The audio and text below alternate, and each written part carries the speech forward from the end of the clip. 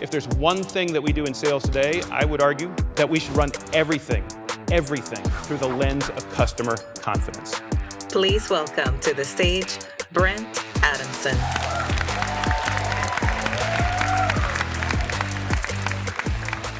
I am delighted to be with all of you today.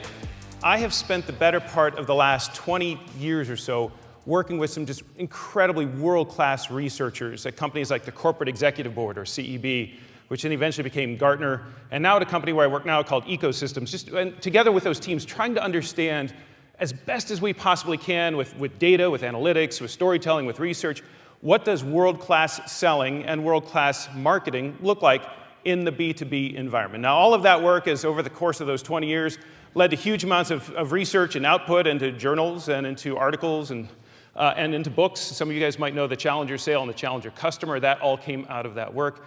For those of you who are looking, which is hopefully all of you, are looking to go from good to great, it's hard for me to find a better place to start, at least, than what we learned in the Challenger Sale, laid it all out, and that body of work around helping your customers understand their business better than they themselves understand it on their own, showing them new ways to make money, save money, mitigate risk, penetrate new markets, just compete more aggressively or effectively in ways that they themselves hadn't fully appreciated. Rather than going back and talking about that work, which you'll hear more about, is rather give you guys an update on sort of everything that we've learned across those research teams, particularly in the last 5 years, starting about 2018, right on through the pandemic up until today. It's a story about buying and how customer behavior, this specifically in business to business, how B2B buying behavior is not only changing, but changing really dramatically. In fact, I would argue, if I may, I think B2B buying behavior is changing far more rapidly than B2B selling behavior. And in that increasingly large gap is an opportunity. It's an opportunity for all of us to think about how can we not change everything we're doing, but adapt. Take new tools and put them in our toolbox to adapt to how customers are buying, and find in that gap new opportunities, new moments to differentiate ourselves as sales professionals and how we work with our customers today. I will suggest to you what I think this means, but it's not a whole new methodology. It's not a whole new way of thinking about selling. It's not me telling you need to sell differently because you're broken or you're out of date or anything like that. It's rather, you guys are good. Many of you are already great. How can I help you get greater? And here's a way to give you some tools for your toolbox. All right, so that's enough introduction. So let's get started. More on this title, Driving Growth Through a Crisis of Customer Confidence, I think is that's kind of where we are right now, isn't it? If you think about not just today, but if you think about the last, 3 years or so, it has been anything but a world of confident buying or even a confident commerce. It has been a relentless arc of uncertain times. You know, there's tragedies, war in Ukraine, as Gino mentioned, still ongoing today. Environmental degradation, the story that's just a steady drumbeat in all of our minds as we continue to struggle with that. There's political polarization, there's social unrest. I mean, oh my God, this is a lot. This isn't just your customer, this is all of us as human beings. This is the world that we live in every single day, and your head is constantly spinning, trying to understand, just make sense out of the world that we're living in today. Not just as buyers, but quite frankly, as just human beings. On top of that, you know, we've got kids with trigonometry homework or daycare. This is kind of overwhelming sometimes. And in this context, we're asking our customers to make sometimes 6, 7, maybe even 8-figure deals on a recurring basis on behalf of their company with a large group of people. That is tough. So what needs to happen in this world for your customers to make those kinds of large-scale decisions on behalf of their organization?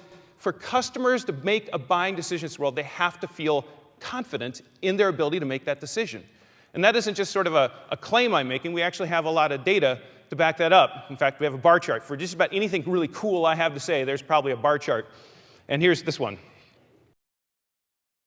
If there's one thing that we do in sales today, I would argue, again, humbly, that we should run everything through the lens of customer confidence. What can we do in the way we interact with our customers, in person, on Zoom, through digital, through channel partners, you name it? What are things that we can do to interact with our customers in order to increase their confidence in their ability to make large-scale decisions on behalf of their company? What you see on this list are the actual attributes that bubbled up to the top in making that bar on the previous page as big as it is. In other words, if you were to say, Brent, what exactly does decision confidence mean? I would tell you decision confidence was a synthetic metric that was comprised of these dimensions here. As you work your pipeline, as you work your deals, as you just kind of sit in Salesforce and qualify your opportunities, pull out this slide and ask yourself, to what degree are these things true about the deals I'm working right now? How confident are we as a buying group that we've even reached consensus on the right problem? It's not, should I go with Elsevier versus company X, right? This is literally, is this even a problem that we should be focused on solving in the first place? In fact, there's a very evocative story I heard about this. And just to skip to the end, the punchline, they didn't win the deal that day. They lost the deal that day. But here's what's interesting. They didn't lose the deal to the competition because it was in fact true when the customer looked at them and said, we want you, we don't want the competition. But it turns out, you know what they wanted even more? A new parking garage. What's interesting about any one of these attributes up here is not a single one of them has an objective finish line. Every one of them is based not on what you know. We don't know those are the right questions. Rather, what you feel those are the right questions. You believe they're the right questions. In other words, to solve for customer confidence here, it's not so much that you need to solve for what your customers know. You have to solve for what your customers feel. That's putting yourself in your customer's shoes. And specifically, do they feel confident?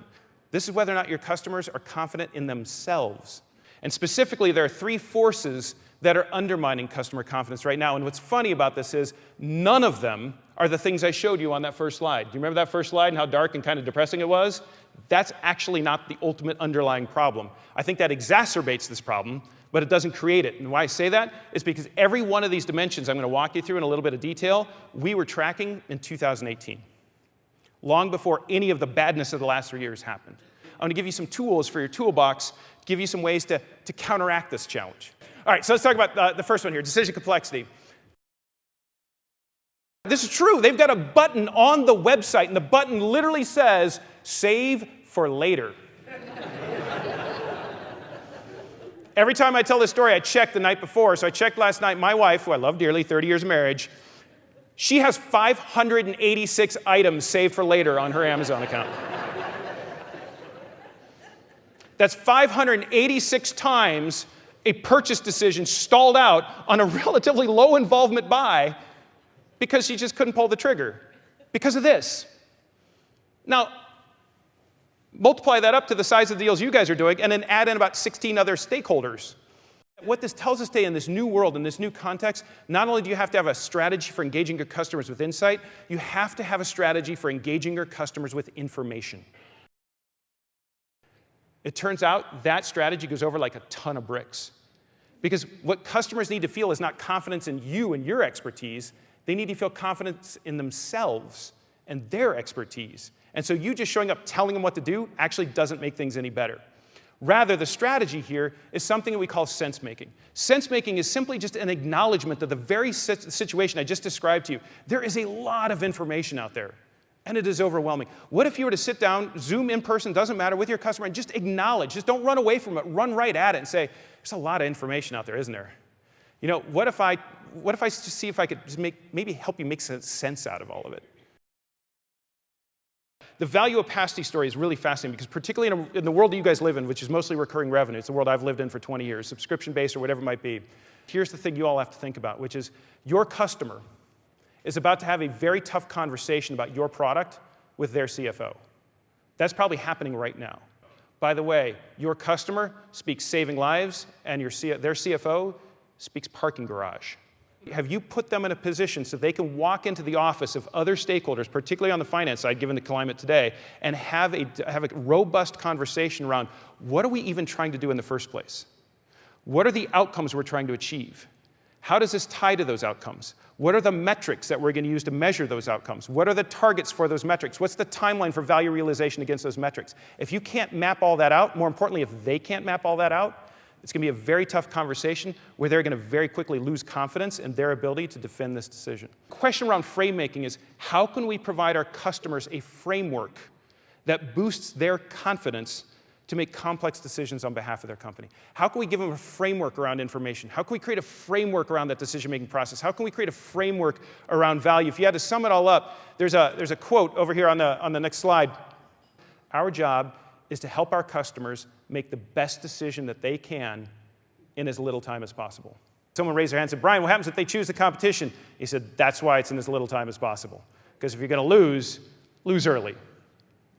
But they will remember that you were the one that help them feel good about, not you, but help them feel good about themselves. And the last thing I would say to you is just here on this last slide is this is your incremental opportunity. As you think about Challenger and applying Challenger, doing whatever it is that you're doing, think about how can I provide my customers a framework for buying, a framework for information, and a framework for value. You could do one, you could do all of them, you could do one now, one later.